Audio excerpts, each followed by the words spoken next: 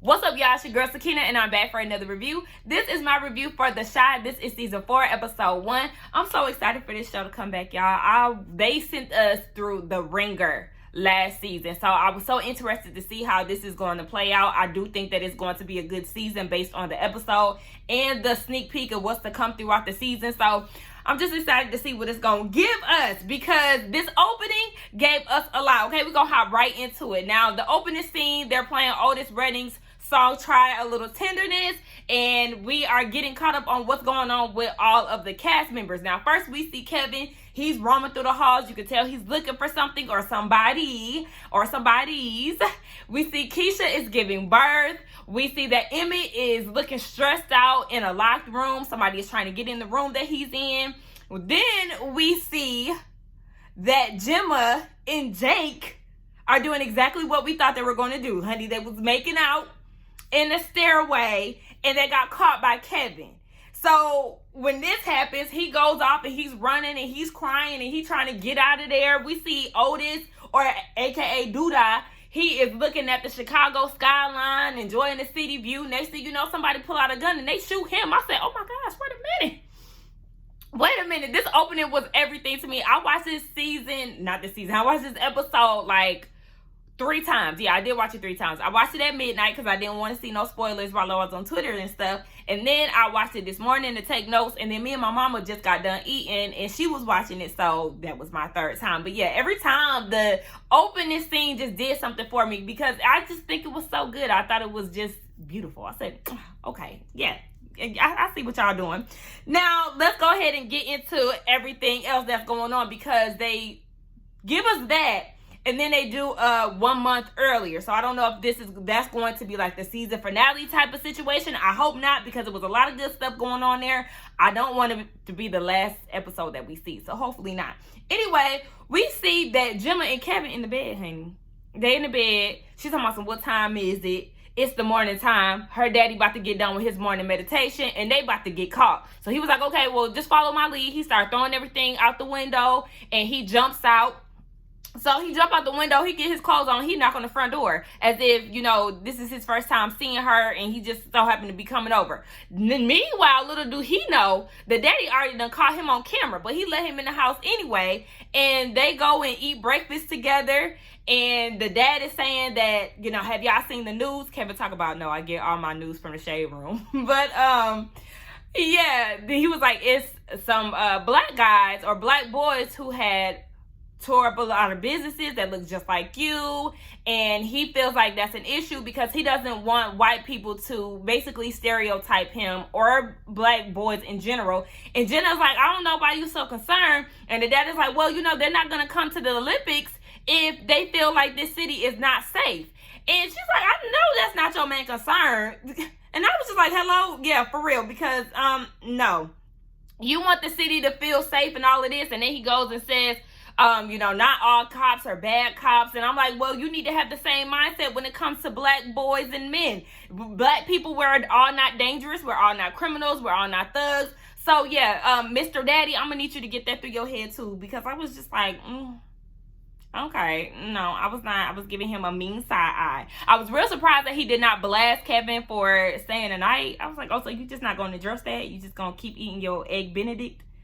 Okay. We see that Nina is at the house and she's looking for Kevin. Nobody knows where he's at. And if y'all peeped, I don't know if y'all did, but they definitely moved. And I like the fact that they did move into a different space, because the apartment that they were in seemed very bunched up. And I don't think that it would have been a good space for Keisha, you know, her being locked down in that basement in such a tiny space. Like, that could be a lot on her. So I was really happy that they decided to move out of that tiny place.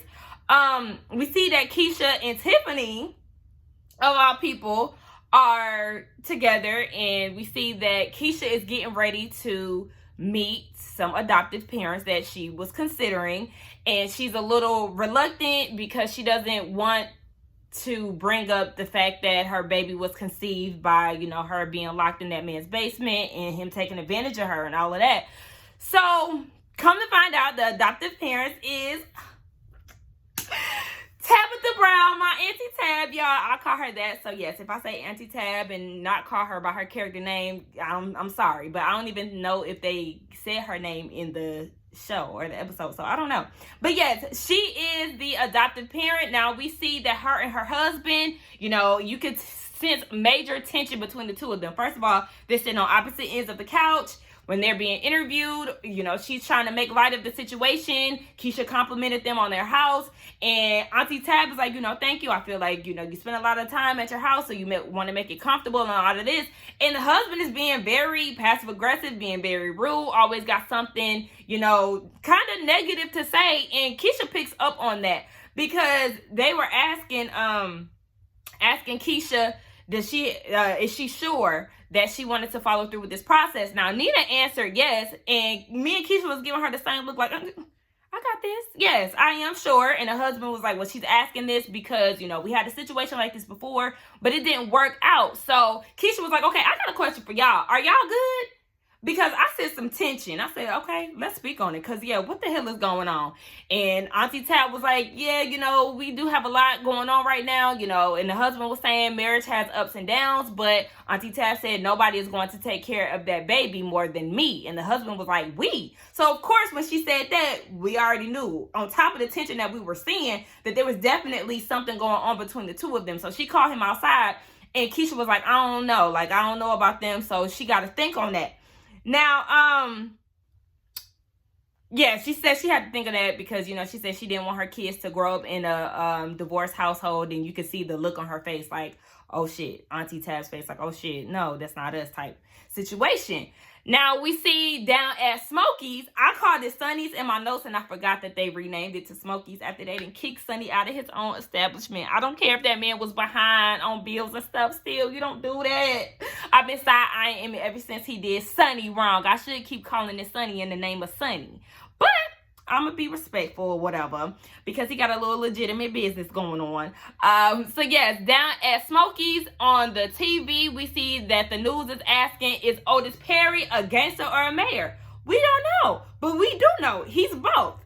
So people are really speculating and trying to figure out what's going on with him. We see Papa works at Smokies. Okay, he just earned his first paycheck, and he's trying to figure out, okay, so when y'all gonna put my face on the wall for Employee of the Month? Look, I was about to call him Jacob. Not Jacob. I mean, he is Jacob Lattimore. But Emmett was like, we ain't got that. We don't got that. Papa, you need to uplift your employees, so we can look out for y'all. And Emmett's like, can you just let me be great? He said, I pray for your greatness every day or every night. I said, come on, Papa. It's good to know that Papa still has his faith intact because we know his daddy was doing some slimy BS last season down at that church house. So I don't know what's going on with his dad. I don't know if we're going to see his dad later on down the line. But we know that Papa was having some issues last season with his faith. And he was questioning God and all of that good stuff. Or not good stuff, but you know what I'm saying. Tiffany comes in and, Emmett is trying to be really lovey-dovey with her. But, she got her mind on other things. So she goes to the back and he's like, what's going on back there? He goes to the back. It's Tiffany and Dominique, they talking. Tiffany trying to see what's up with some edibles, and Dom's like, I don't do that. That takes work. And Emmett is kind of questioning, okay, what y'all back here talking about? They ain't talking about you, Mr. Paranoid, so I'm gonna need you to stop. In comes Darnell, okay? Darnell is one of my favorite characters on this show outside of Papa. And he come in, with that damn headset on. He on the phone lying to his friends talking about, oh yeah, I got some jumper cables in my car. I'm going to be there in 5 minutes. Meanwhile, he at Smokies about to order him some food. So he asked Emmett, where my wifey at? And here comes Dom. Kissing all up on him. I said, oh, excuse me? So you doing that Lori Harvey style, and you doing the Diddy and Justin type of situation. You doing the son and father. You keeping it in the family. Okay, listen. That was just a whole lot for me. I said, oh, listen. I don't know how we got there, but all right. So, Dom ends up telling him in the back. She was like, I got to tell you something. Me and Emmett smashed. And, Darnell was just like, that's a thing of the past. It is what it is. Now, mind you, she asked him not to tell Emmett. This fool said, I'll be right back. He goes right into the dining room and was like, the tangled webs that we weave. How you gonna propose to your fiance in front of your mistress while y'all opening an establishment? Like, make it make sense. You got a whole lot of shit going on. I said, look, like father, like son, you got a lot of stuff going on too, Darnell. So, I mean, yeah, he said he'd have had his share few of messy moments, but nothing compared to this. But, you know, Emmett was like, don't tell Tiffany. Like, I already know it's a lot going on. And next thing you know, Jada comes in. You know, it don't seem like her and Darnell are on good terms for real. But Darnell mentions that they're going to come over for movie night because Tiffany invited them. Who is we? Him and Dom. So later on, we see that they come over. This fool Darnell done show up with a VCR. What? Not the VCR. I said, oh, so maybe this is where Drew got her boombox cassette tape situation from. Like, maybe it's a Chicago thing. Maybe y'all a little behind on the times up there in Chi-Town. Like, okay, because y'all like to hold on to real vintage things. Y'all need to get with the times, because even Emmett said, I got him an Apple TV, and he ain't even opened it yet. And, I mean, it's obvious that Drew don't like to use her phone for voice recording, and she want to go the hard way and use a boombox and a R. Kelly old cassette tape that she recorded over. But we talk about housewives, but that just made me think, like, okay, maybe that's just a Chicago thing. Now, Emmett is real paranoid because Dominique and Tiffany are being the best of friends. They having a lot of laughs, a lot of talking, and he just like, look, what y'all laughing at? Like, what's going on? I'm gonna need y'all to calm down. But they eat them edibles, right? And next thing you know, Emmett starts sweating bullets, okay? He is paranoid as all hell. Darnell is laughing his ass off. They enjoying the movie, and they watching Soul Food. I said, okay, y'all watching Soul Food because it was filmed in Chicago, and then y'all want to use the infamous line, you know, I let family in the house, and you know what? Fuck the family, because the family fucked my husband. That's right. Fake fucked my husband. I said, oh, not Tiffany saying it, bitch. Meanwhile, Dom and Emmett looking like, what the hell is going on? Like, Emmett is like, And even Darnell was like, you sweating like hell.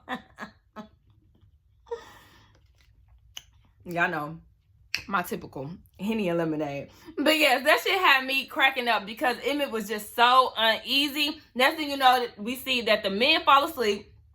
Dom and Tiffany, they talking yet again, and it sounds like they're gonna be trying to do this weed hustle together. And I said, oh my gosh, here y'all go, trying to be buddy. Little do you know, girl, she done smashed your husband. So yeah, awkward.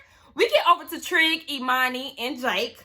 They're working in a basement, or that's what it gave me. It gave me they was working in somebody's basement that they turned into a barbershop. We see Jake is sweeping up, Trigg doing something, and Imani is cutting hair. Next thing you know, Duda come in, and we find out that it's funded by him. Remember him and Trigg, they made an agreement last season. So yeah, Duda running the place basically.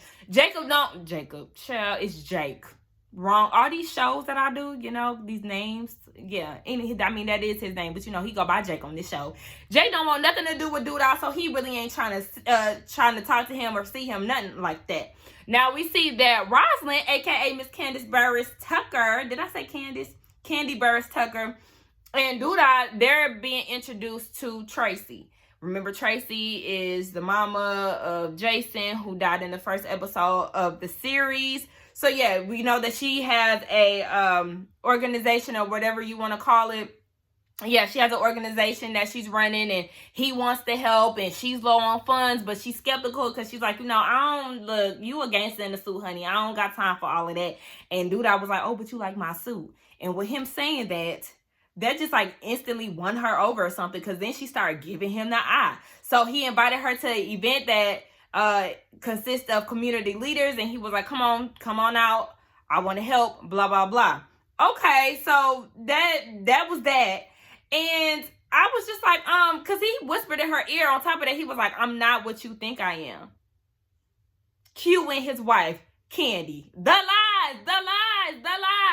You are exactly what she thinks you are. Everybody know who you are, Duda. Anyway, we gonna go over to Gemma, Jake, and Kevin. They walking from school, and Kevin realized that Gemma got an attitude. So he's like, what's going on? She mad because one of their teachers got a Black Lives Matter sign up on her door, and she being fake woke. And he was just like, I mean, I like her. And what's her name? Gemma. And Jake is like, of course you like her. Like, it wouldn't be no other way. And he was like, I mean, why? Shit. Cause she asked him to be on the other side of things. And he was like, I mean, why? So I could be the right side of things. And he was like, why? So I could have an attitude like you every day. And she was like, I don't have an attitude every day. I just want to have, what she say? What kind of debate did she say? Oh, she said that, basically she wants to have an intelligent debate with him or something like that. And I don't like people like that. Let's just be totally real here. I don't like people who are so consumed with the man. I told y'all how my brother can get sometimes. People who are so consumed with the negative things that's going on in the world, because when you consume yourself with that, it's like, when do you take out the time to actually enjoy the beautiful things in life? But you want to constantly talk about conspiracy theories. You want to talk about the man. You want to talk about how oppressed black people are. We get it. I understand these conversations are needed, but I don't always want to have an intellectual debate with somebody, and I don't always want to be consumed with that to where I'm having an attitude because my teacher is fake, woke, and all of that. You just pay those people dust. You educate them and get their asses together when need be, but don't let that be your whole consumption. Like, I don't like stuff like that. So I was just like, ugh. Kevin said he don't want to argue, baby, because he love her. I love you. Meanwhile, Jake is on the side like, oh, hell nah. I ain't never gonna tell no bitch that. I said, Lord help him. Just ghetto and disrespectful as all hell. I said, oh my gosh, Jake, can you calm down, please? They going down to a basketball game. And as they're on their way, they get into it with this guy who was trying to clown Kevin for having his school uniform on. Mind you, Jake had changed his outfit while they was in the subway on the way there. So yeah, this dude is trying to clown Kevin, and Jake stepped in and was like, hold on, wait, like, don't do that. So they get into a heated debate. They was about to argue, they was about to fight. And then anyway, and then they end up leaving. So as they end up walking away, the police is in sight. And they asked Jake for his ID. He was like, nah, for what? And that's why I was wondering too, like, no, for what? So when he said no and he tried to walk away, the police slammed him. So when they slam him, they start beating him up. Maisha and Papa walk up, and Maisha is recording it. Everybody asking the police what he did. Stop.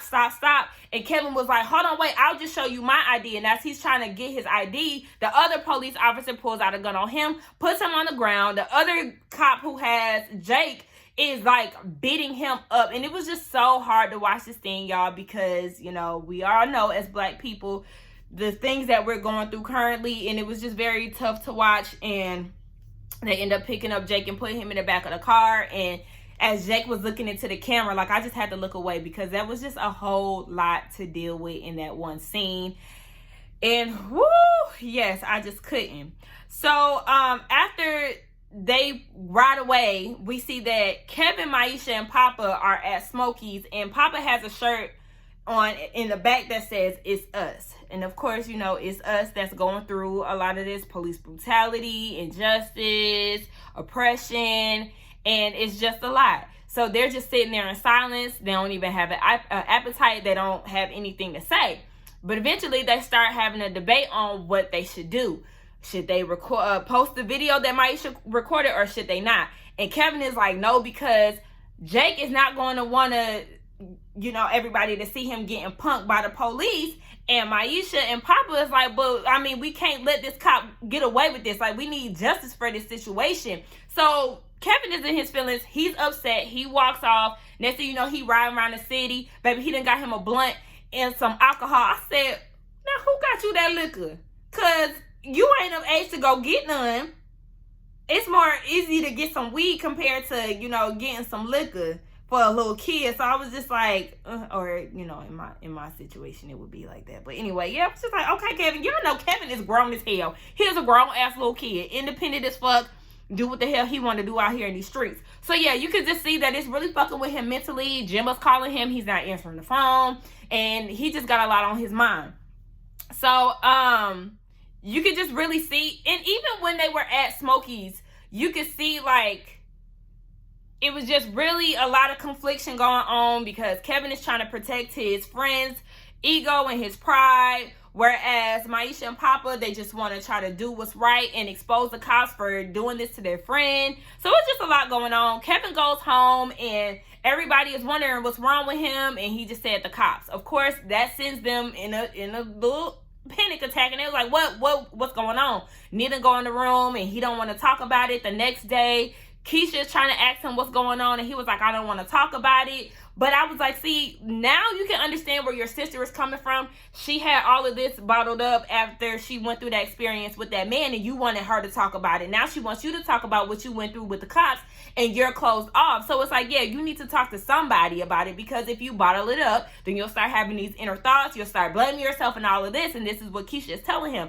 At least you need to speak to Jake. So later on, we see, not even later on, in that scene, we see that Auntie Tab comes to pay Keisha a visit. And she was like, look, I just want to keep it all the way real with you. Me and my husband, we are getting a divorce. He came over to the house because, it'll just help us out, help get this baby, because I've been wanting a baby for a long time. Now, I don't recall them saying that she had fertility issues or anything like that, but I could definitely assume so, because she wants to adopt a baby. But, you do have some people who just want to adopt a baby instead of giving birth. But anyway, yeah. So Keisha was pretty much firm in what she believed in. Like, no, I don't want to raise my kid, or I don't want my kid to be raised in a situation where it's not a 2-parent happy household. Like, I'm sorry, but I'm sorry. So, that was that. And that was the last part of the episode that we seen with Auntie Tab. And I really do think that she did a wonderful job. Like, I just can't wait to see more of her throughout the season. Like, y'all know, a lot of y'all who keep up with Auntie Tab, her journey is just amazing. And even watching her on Black Love, like, oh my gosh, like, I just love to see her elevate and her grow. Like, her being an actress, which is her first dream outside of, being a social media personality and all of that. Like, come on, you better act, Auntie Tab. I was enjoying everything about her. She looked amazing and she did a great job. So I just wanted to give her flowers. We do see that Trigg and Amani, they're worried because Jacob ain't home yet. Girl, stop calling him Jacob. But Jake is not home yet. So Trigg gets a call from him and he runs out. Okay, now we see that Jada, Dre, and Tracy, they're all out eating at this event that Duda had invited Tracy to, and they are really skeptical of Duda. Well, at least Tracy and Dre are, but Jada was kind of coming around to him. She was like, he growing on me a little bit, but they really ain't seeing it for him.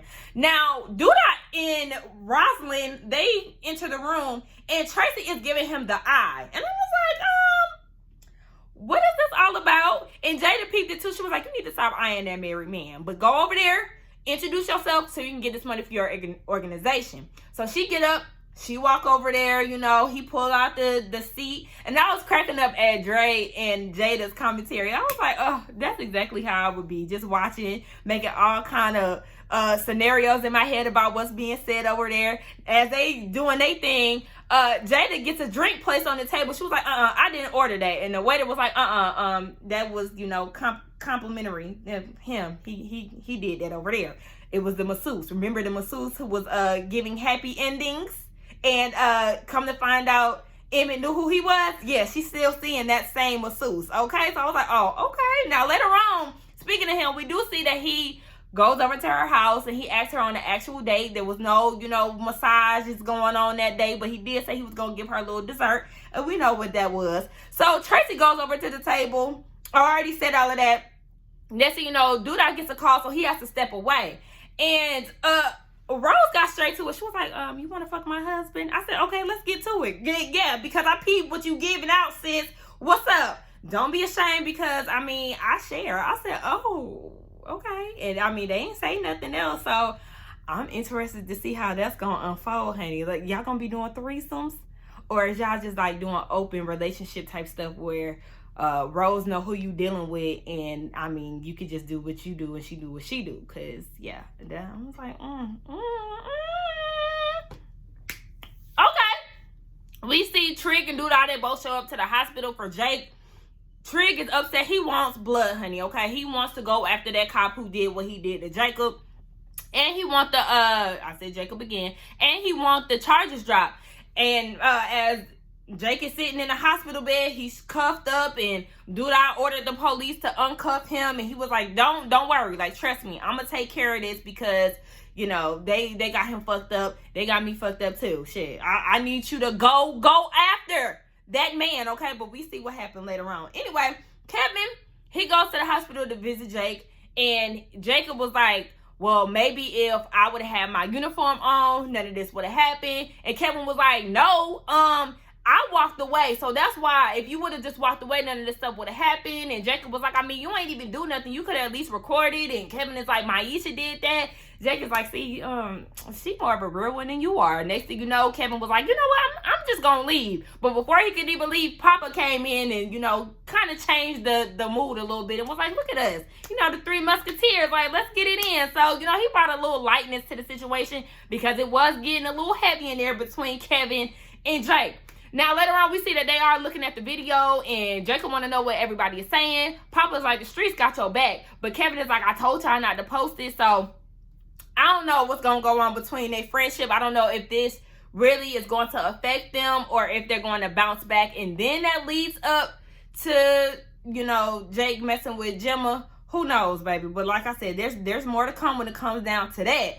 Later on, we see Duda. He come over to, what's her name? Yeah, he come over to Tracy's establishment, and she painting this one pole, honey. And I was just like, I mean, girl, what are you doing with this building? Because I mean, it just wasn't giving me anything. It was very empty in there. I wasn't seeing a vision. I mean, she in there painting, so maybe, you know, there's more developing in the works. But I was like, girl, okay. So she's sitting there painting, and he come in, and she was like, I mean, what you doing here? You know, she's very seductive with those eyes, Tracy. We see you, okay? And he was like, you know, I said I wanted to help. So he take his jacket off and, you know, he get into his beater. And I was just like, ooh, you know, I am a sucker for arms, y'all. I love a man with some nice arms. That is my weakness. But yes, you know, she looking him up and down like, okay. So then she asked, did he hear about what happened to Jake? And he was like, yeah, I'm going to take care of that. And she was like, okay, yeah, I hope so. And then he said that he was sorry about her son. And he was like, you know, sometimes it feels like we live in a police state. And Tracy was like, yeah, it's because we do. And when she said that, you could tell that something was going on in his head. Like, you know, okay, he's going to do something about that, especially since he has this attraction to Tracy, whatever. Maybe he's going to try to do something to save the day. And based on what's happening throughout the season, it sounds like he's going to make a drastic decision when it comes down to the police. So yes, speaking of the police, we see the one who did what he did to Jake running. We see Imani. She watching his every move. We see Trigg is hiding behind the subway bridge. And she was like, he right there, he about to hit the corner. Next thing you know, he hit the corner and Trigg got to beating his ass. And that was the end of the episode. I said, I know that's right, Trigg. You take matters into your own hands and you get what is supposed to be given, okay? Because, yeah, I feel like this episode or this season is really going to take us there when it comes down to the police brutality situation and all of that. But I really did enjoy this episode. I thought it was really good. I'm looking forward to the entire season. I like the fact that Emmett finally got out of Jada's house. Jada can finally get her own situation going on. One thing I do want them to do when it comes down to Jada, give my sis, put some knowledge braids in her head, okay? Give her some better Marley twists, because that's what she wears. You know, Marley twists is my favorite type of braid. But it's just like, I need y'all to give my sis some new braids or something. Like, my sis is finally about to get her groove back. Literally dealing with a young man on her Stella and Winston shit. But we know the outcome of Winston. Child, I'm going on a rant. It's the Henny. Anyway, y'all. Yes, y'all let me know what y'all thought about this episode. And if y'all are excited for this upcoming season, don't forget to like, comment, and subscribe to my channel. And I will see y'all in the next one. Bye.